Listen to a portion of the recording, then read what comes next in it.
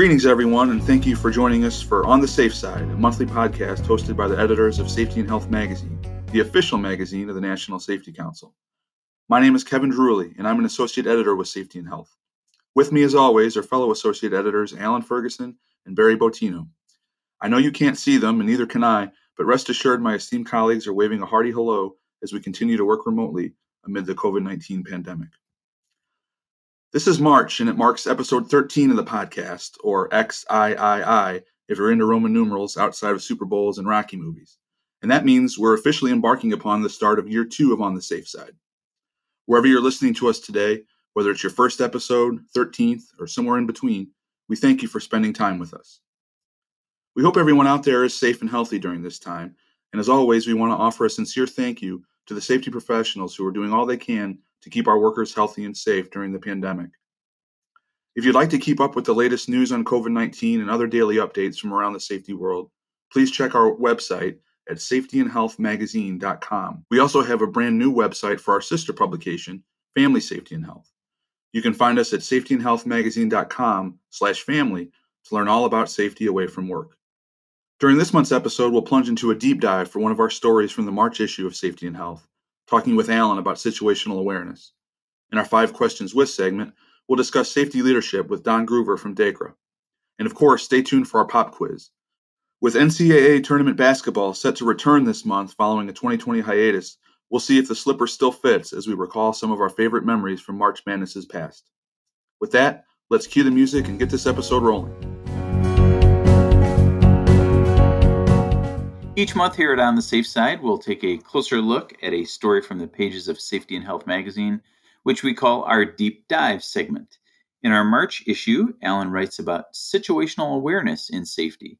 This story delves into how staying alert and on your toes can lead professionals in any industry to ultimately be safer, along with how it creates a separate dimension of hazard control. Alan, why don't you take us on an exploration into this topic, will you? I saw a pretty decent and simple definition of situational awareness on the old internet machine the other day. And I didn't use this in my story, but it's knowing what's going on around you. And I think that sums it up pretty well if you had one sentence. Of course, I needed multiple sentences for my story, but I would add another part to that definition, especially when it comes to safety. And this comes from the beginning of my story, and I'm going to paraphrase. Corey Worden, a safety advisor for the City of Houston Department of Health and an Air Force veteran, he said, "Standard operating procedures, regulations, checklists, and the like mean very little if people don't react when it's needed or in an emergency. So part of situational awareness is the ability to use safety measures or protections in real time. And some ways to develop situational awareness are communication, so talking or meeting about it, training, and perhaps most importantly, practice drills or simulations." One of the most important points in the story is that situational awareness needs fairly consistent reinforcement. And Chris Corbett, director of Atlas Injury Prevention Solutions, said, quote, "It has to be something that is kind of dripped over and over so that it's always on the forefront of people's minds." Again, consistent reinforcement like we do with fire or tornado drills, so people know what to do when the time comes or they know what to look for. Now, in the story, Alan, you write about the different levels of awareness. Can you talk a little more about those? This comes from a March 2012 article published by Stratfor. It detailed 5 levels of awareness, and that's tuned out, relaxed awareness, focus awareness, high alert, and comatose. And the article notes that people should be in relaxed awareness as a default, and that's comparable to the practice of defensive driving. And this organization says, quote, "You are relaxed, enjoying your drive, but you're still watching for road hazards, maintaining a safe following distance, and keeping an eye on the behavior of the drivers around you." Relaxed awareness also isn't as mentally or physically draining as the 3 higher states of awareness. Now, focus awareness is where you should be when encountering a potential dangerous situation, such as driving in inclement weather or performing a hazardous task. And being in that state of focus awareness allows you to go into high alert if there's an emergency. And now you don't want to go beyond high alert because the next level is comatose, which is where fear or shock takes over, and that can leave you overwhelmed or paralyzed. So, Alan, you write in your story that stress is one of the things that can take away situational awareness. Can you tell us, are there other things that deteriorate situational awareness? Yes, there are. And stress is one of the 7 brain centered hazards identified by DEKRA, Organizational Safety and Reliability, that can hinder workplace safety and decrease situational awareness. Rajni Walia from that organization said the others are fatigue, fast brain functioning, memory, social think, distraction, or divided attention, and visual recognition. And to go into a couple of these a little deeper, so fast brain functioning occurs when we perform repeated tasks or routines. And that's because of our need to conserve the brain's energy. We sometimes don't fully think about what we're doing. We go on autopilot, and we can probably think of times when that's happened, like driving somewhere and not remembering how we got there. Social think is our habit, our need to go along with the group and not speak up when needed. If you or I had been working together for a while, I might assume you can see a hazard or you might perform a needed safety measure, but that's not always the case. And visual recognition was detailed in a February 2019 story that you should be familiar with, Barry, entitled Seeing Safety in a New Way, which we talked about how we can use our visual attention selectively. We don't always see what's there, and that takes training to help overcome or lessen that effect. Another way organizations can help avoid lapses in situational awareness is a consistent messaging on safety. Again, this is from Rajni Walia. She said, while my manager may tell me that safety is important, if they talk about deadlines or production targets with more emotion, my brain says just do whatever it takes to get the job done. That's what my manager cares more about. And when this happens, workers might rush through tasks or overlook dangers. Another way employers can help is by bolstering the supervisor-employee relationship. In a sense, it's being aware of your employees' moods and mental states and asking how they're doing, that sort of thing. Again, building that relationship. Let's say you find out that I have something going on at home that's distracting me. One way to help is to put me on a different job or task. Another way is to maybe perhaps direct me toward an employee assistance program or an EAP. And there are a few other ways. Another way that employers can help workers' situation awareness is by giving them autonomy to make decisions when needed or to trust their instincts. That way, they can make those decisions in real time. As far as employees, what they can do is recognize the moments or perhaps the times of day when their attention might wane or when they might go on autopilot, like before lunch. That concept kind of comes from our good friend, Tim Page Bodor from Safe Start. And for me, I know I usually forget something when I'm in a rush to get out the door.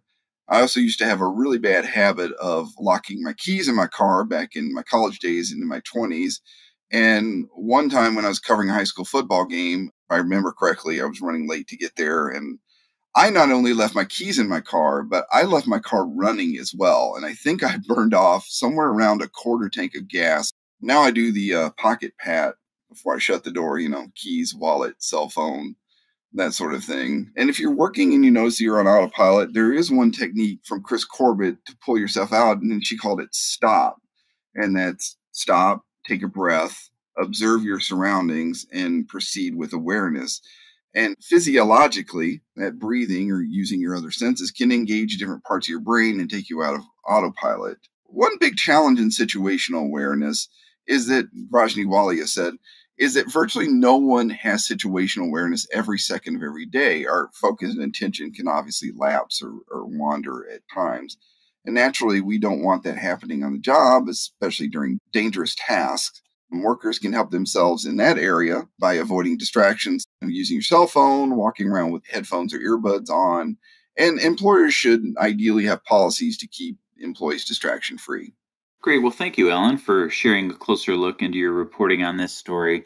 A really interesting topic. And for any of our listeners who want to read Alan's full story about situational awareness or any other of our news stories, please check out the March print issue of Safety and Health magazine, or you can also visit us online, and you can find us at safetyandhealthmagazine.com.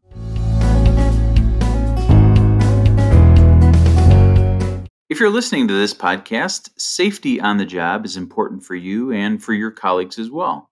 We want to make sure that you and your family stay safe and healthy away from work as well. And we have a helpful publication just for you. It's Family Safety and Health magazine from the makers of the award-winning Safety and Health magazine. Family Safety and Health is packed with tips, advice, and the latest news on topics from the home to the roadway and from your favorite outdoor activities to your sleep, diet, and much, much more. Check us out online at safetyandhealthmagazine.com/family to read some of our latest articles, or call 800-621-7619 to get a subscription today.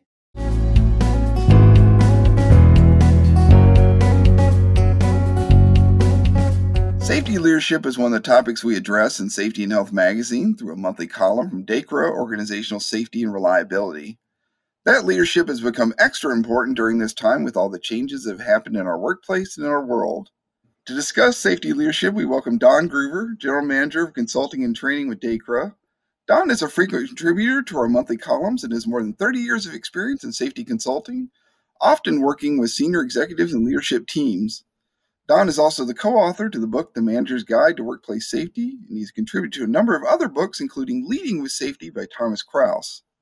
Well, Don, thank you so much for joining us here on the Safe Side.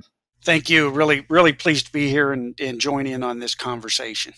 First question, what are some of the most significant changes that have taken place in safety leadership over the course of your career?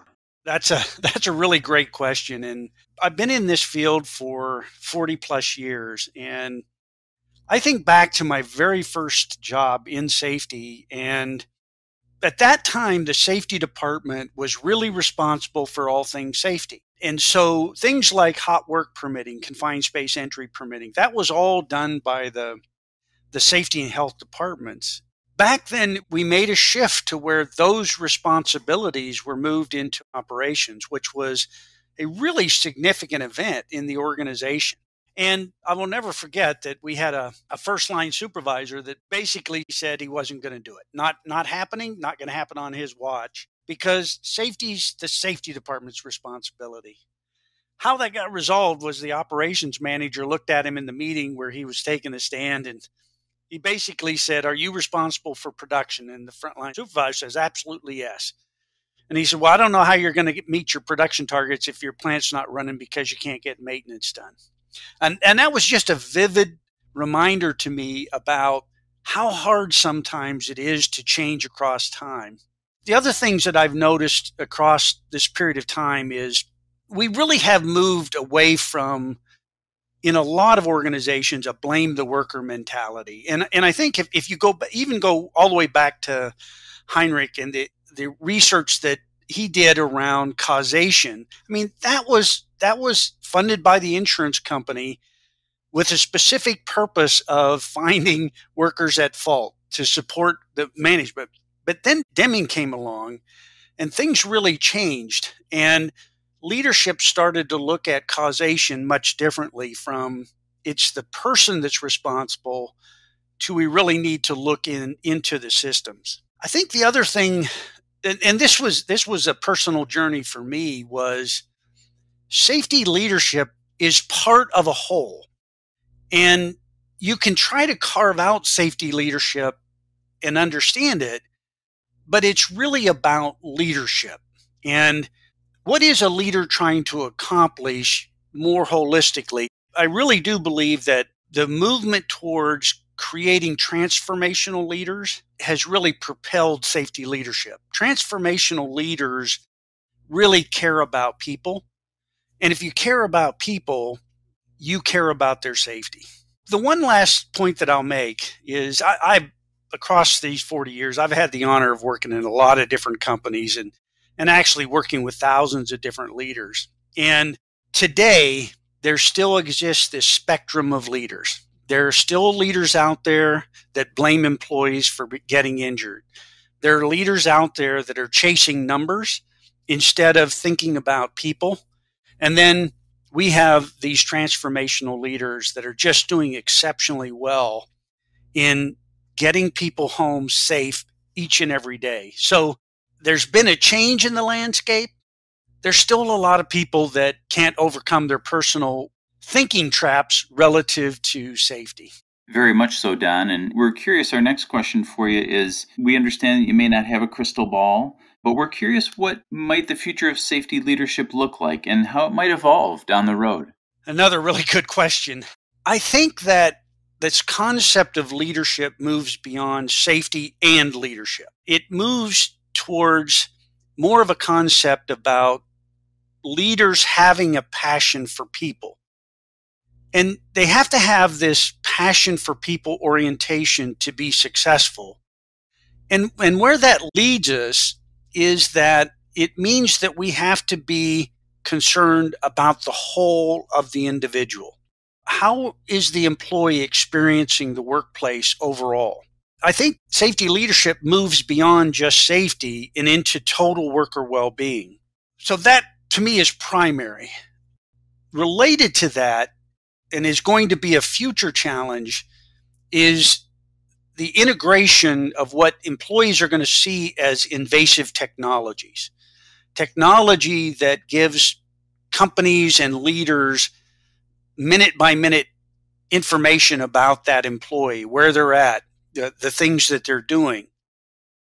That technology in and of itself is positive, I think, for safety as a whole.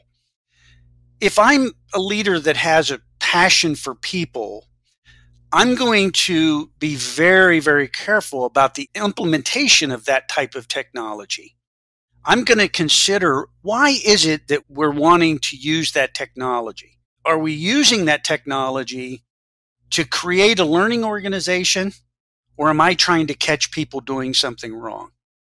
I think if I'm a leader that has a passion for people, my orientation is going to be around learning. And I'll just give you a quick example of what I mean. There are companies out there that are now using drones to fly over remote areas where employees are working and where there's not leadership, and they're filming what they're seeing. That can be a very educational process. Or companies can use that to try to catch people doing things wrong and punish them. I don't think that's what we want to use that type of technology for. So 2 parts: passion for people and being very concerned about the integration of technology. Speaking of the future, how do you think this current COVID-19 pandemic might alter the trajectory of safety leadership? I'm going to go sideways, and then I'm going to come back and answer the question. And the reason I want to go sideways is I think it's important to understand what companies are experiencing right now. As I talk to executives about safety performance in this era of COVID, I'm actually hearing 3 different stories. The first story is, we're having the best safety performance that we've ever had in our company's history. In some cases, I'm hearing 50% reductions in frequency rates across this period of time. That's one story. The second story I'm hearing is, we're experiencing better than expected OSHA recordable or reportable experience, but we're having more serious injuries. And then the third thing I'm hearing is organizations that are just having an extremely difficult time with injuries. Their injuries are on the rise. Those are the 3 types of scenarios I'm hearing most commonly. Now, what that tells me is that tells us something about safety leadership in that organization. We could develop theories and stories about why they're having the experience they're having, but they need to figure that out. We do know from our experience that these companies that are having the worst performance than they've had in a long time, it likely means that their systems and their safety leadership was weak to begin with. And when they had to move all of their attention to COVID, it meant all of this other safety-related activity wasn't being done. And so I think why I wanted to come at it that way was, I think that this is an incredible opportunity for us to learn about what is the status of our organization relative to safety leadership. How strong are we really? Second, I think COVID was a wake-up call for many leaders. They've had to interact with their workers in a way, much, much more aggressive way, many more engagements with their leaders. And I think they found out that maybe they weren't as good in their relationships as they thought they were. And so as we come out of COVID, I think what's going to happen is that there's going to be this realization that we've been training leadership but we haven't been developing leaders. And there is a huge difference in doing leadership training and doing leadership development. So I think that that's going to be a big lesson learned for a lot of organizations. Well, Don, you touched on this a little bit with the discussion about relationships, but we're curious, are there any other significant changes in safety leadership that have occurred during the pandemic? And if you could talk about some of those. I think there's one really big one.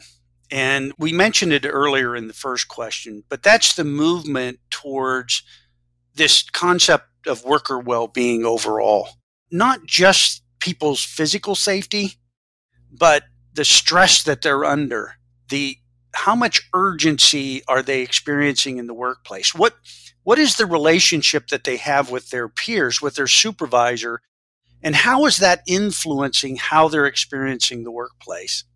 We all know that employees are coming to work under much more stress. Many of them have suffered illness themselves or suffered personal loss. As a leader, I have to step back and think about how do I manage and lead my people differently in this environment. I think that the United States in particular is behind in this particular area. There's no doubt that other countries, Australia, countries in Europe, are farther ahead in thinking about worker well-being. Some people call it psychological safety, but I think psychological safety is a little bit too limiting. It's not something we have to be afraid of. I think that organizations and leaders think that I'm getting too far into person's personal life. That's not what this is about. This is about workplace well-being, something that we can control during the time that employee is on the job. You may have spoken on this a little bit as well during some of your answers, but what are some of the other important skills that safety leaders need right now? In this environment, and I suspect these are true at any point in time, but I think especially right now, leaders have to connect with their employees multiple times every day. Now, we're really talking about middle managers and frontline leaders that are able to have these touch points, and they have to listen, and they have to really listen, and they have to listen for those cues from their employees that they're experiencing stress, they're experiencing urgency. I think self-reflection is a critical component to this. As a leader, I need to step back and think about how am I impacting the experience that employee's having? Am I placing undue urgency on them? Am I introducing a stressor into the relationship that I could actually do something about? Are there stressors between the team members that I'm allowing to continue to exist and I'm not dealing with it? And so I have to reflect as a leader, what am I doing that is either creating to a more positive work environment or not? Third, they have to know what their exposures are that can lead to serious injuries and fatalities. When we're in a stressful time like we are with COVID, we've got a lot of new things on our plate, lots of new activities that we have to take care of. We can't lose focus on those exposures that can cause loss of life, loss of limb. And we have to be talking to our employees about those exposures, but more importantly, we have to talk to them about how we are going to control those exposures. And we have to put a stake in the ground that we expect them to do so. There is nothing so important that we won't take the time to pause the work and fix an exposure problem, especially as it relates to serious injury and fatalities. And last, and again, this probably applies all the time, but you have to genuinely care about the people. And again, this goes back to self-reflection about what is my position as I think about the employees and how, if I don't genuinely care about them as individuals, what can I do to change my orientation? And there are things that we can do as individuals to change the way in which we think about our role in the organization as a safety leader. Well, this was great. Thank you so much once again for joining us, Don. We appreciate the chance to speak with you on this topic. We hope it provides some help for the people out there. To read more from Don and other contributors about safety leadership, please go to safetyandhealthmagazine.com. The three of us come from the sports writing world. One of our favorite events occurs this month, and that's the NCAA basketball tournament. We're going to share some of our favorite memories of NCAA tournaments past, and I'll start. For me, the greatest memory was 1985. Memphis State went to the Final Four. I remember watching one game during that run. We got to go upstairs to the third grade classroom, and you got the choice of watching either a film or you got to watch Memphis play Penn in the opening round. And I watched the game, but I also kept an eye on the film just in case it was, there was something interesting going on there. One of our neighbors painted little blue tiger paws on us before the game against Villanova. And unfortunately, that didn't turn out so great for fans of Memphis or Memphis State, now Memphis. I also got to see 2 runs to the Elite Eight for my alma mater. How about you, Kevin? Well, as also has likely been mentioned on this podcast in previous episodes, Alan and I share a collegiate alma mater, University of Missouri. So yes, those Elite Eight runs are nice, but there's quite a bit of heartache in between. And remember just about being ready to be called up to dinner from downstairs when Tyus Edney went the distance in that when UCLA won it in 95, but I think it was a second rounder. Mizzou was an 8 or a 9, and the Bruins were 1. Also remember the Bryce Drew buzzer beater against Valpo in 98. And it was either early dismissal or spring break, but I was just hanging out at a friend's house. And it just so happened that, so often we see these things in the tournament recap or something, but I do remember catching that one live. My wife has done a bunch of high school basketball coaching. And a couple of years ago, we went and saw Notre Dame play. It was some pretty exciting stuff. They were the 1 seed and the defending champ, but I know they got pushed to the brink by Texas A&M in the Sweet 16 and then had a fairly easy go of it against Stanford. But it was just a nice atmosphere. The magnitude of it being an NCAA tournament was pretty cool to see. Barry, how about yourself? Well, I've actually had the unique experience of attending NCAA tournament games in Milwaukee a number of years ago. Really cool event to go to as a fan. The one I remember most was in 1983, the Jim Valvano NC State team. And the reason I remember that growing up was there was a player on NC State from my hometown in suburban Chicago named Terry Gannon. And folks may remember Terry Gannon. He is an ABC sports commentator, does a lot of figure skating and other sports. But I always remember that team, and I remember staying up late at night watching games on the West Coast. They were involved in a game against Pepperdine where they had a big comeback at the end of that game just to move on in the tournament, and eventually won it all on the, shocking play against the University of Houston, which was the massive favorite in that Final Four. And Alan, as I throw it back to you, I will not mention the 2 blowout losses that my alma mater, Eastern Illinois, has suffered in the NCAA tournament. Oh, that's okay. Yeah, now we want to hear from our listeners. Chime in with your favorite March Madness moment by emailing us at safehealth@nsc.org or check in with the hashtag SafeSide Pop Quiz on social media, and we might read some on a future episode. Well, we want to say thank you to everyone out there for spending a little bit of time with us today here at On the Safe Side. And remember, if you want to keep your employees, your colleagues, and your family members safe, we have just the publication for you, Family Safety and Health. Each issue is packed with helpful tips that will keep families safe at home and in the community, along with informational articles about your health.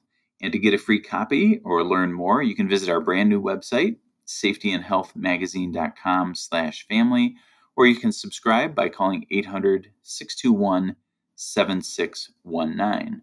In the meantime, we'd really appreciate it if you could tell a fellow safety pro about this podcast. If you'd like to share some feedback with us, please email us at safehealth@nsc.org. And to find stories such as Alan's situational awareness story, as well as the latest news about safety and health, visit us online at safetyandhealthmagazine.com. Also, make sure you follow us on social media. We are on Facebook, Twitter, Instagram, and LinkedIn. We'd like to thank our colleague and sound guru, Chelsea Yang, for all of her hard work on this podcast. Original music was provided by Steve Maslin. We'll be back next month with another episode to have more safety-related discussions, talk to trusted voices from around the profession, and hopefully make you smile a little. Until then, folks, please stay on the safe side.